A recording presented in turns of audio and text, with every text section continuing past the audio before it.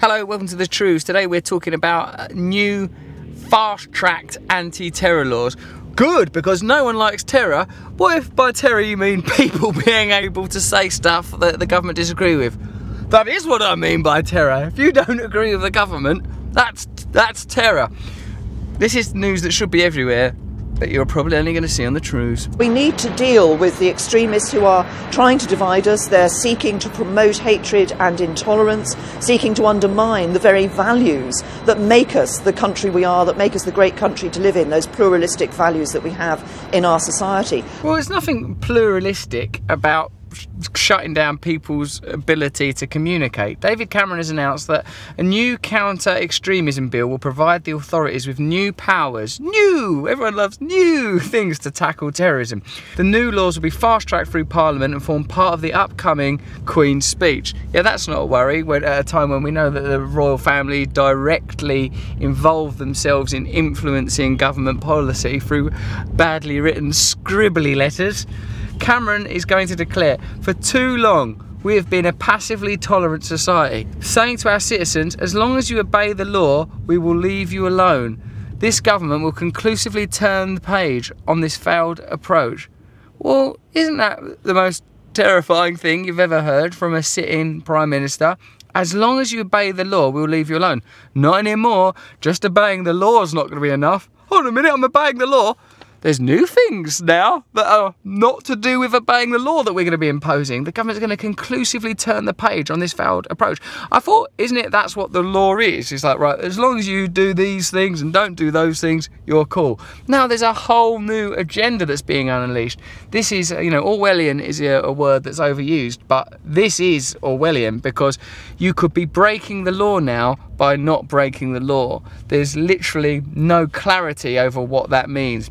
This is bringing in legislation to prevent people challenging power. You know, it's great to live in a country where people have a right to live how they choose to live, but that brings with it a responsibility to accept others' rights to live how they choose to live. Remember when David Cameron gave his speech outside Number 10 after winning the election, and we said, wow, if that was true, what he's saying there, hey, we're going to help kids, we're going to help people get back to work, you'd think, well, what a great country, everything's going to be fine.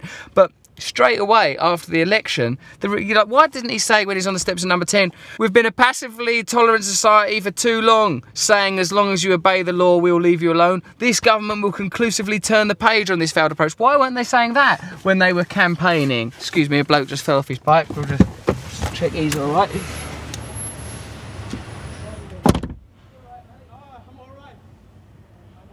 Cheers, thank you. Yeah, I'm all right. Right. What he did there, that could have been terrorism. And what we're talking about in the counter-extremism strategy has a new bill, a new piece of legislation. We don't know the details yet on what this bill's going to include, but it will be fast-tracked, because when they have stuff that they want, oh, we can fast-track that. You remember, like, all the time, you're like, well, this will take years, we're going to do a survey, we don't know if climate change is real, we're not sure if people actually do need houses or food, we're going to have a study, we'll let you know in 5 years. The minute they want to lock down on personal freedoms, fast track, well, that's the law now, what? But what we do know is that in Canada, an anti-terror bill, so a comparable bill called C-51 has passed. We've just been in Canada making the film. People over in Canada are really, really pissed off and concerned about this. And this is what their bill, the C-51 bill, includes, so we can use this as a kind of reference. Innocent words can be interpreted as terrorism. That's a bit of a worry, isn't it? Because that, well, why not? Maybe this is terrorism now. You could accidentally be a terrorist without even knowing you're doing it.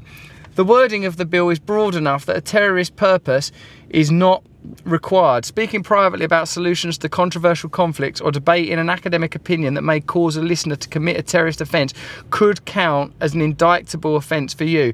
Being reckless, as the bill describes it, could lead to up to 5 years in prison. So us saying on the Trews, we think that we're living in an increasingly authoritarian state where the government are looking for ways to arrest people, looking to prevent people being able to legitimately protest, narrowing down the parameters. Oh, you've got to provide your own private police force. You can't use megaphones at this time of night. They're looking for ways to arrest people who are protesting. They're looking for ways. We shouldn't tolerate that. Simply by saying that, I could be accused of inciting violence. Protesting could put you under government surveillance. Any activities that undermine the security of Canada in this case, or potentially the UK, broadly stated to include interfering with critical infrastructure or economic stability of the country. That's interesting. Meddling with any corporate interests could be considered terrorism. You're a terrorist if you want in any way to oppose the onslaught of corporate culture, the ongoing colonisation of our public spaces. To oppose that now is terrorism. To even stand up for the ecology, to oppose inequality, all of these things could potentially be terrorism, and we're just sort of letting it happen. Which will introduce new orders to ban extremist groups. Extremist. Closure orders enabling us to deal with premises where there is this regular promotion of these extremist values. Oh God, stop saying extremist so much, it's really annoying me. And remember, this extremism... Fucking hell, it's like a mad catchphrase. Where premises are being used regularly, consistently, for promoting extremist values. Extremist, no drink, fizzy extremism, extremism light diet, extremism plus. You're just saying extremism again and again and again. So in your head you think, well, yeah, no one likes extremism, but this is the most extreme thing you're likely to encounter. So extreme, in fact, that it's not being covered properly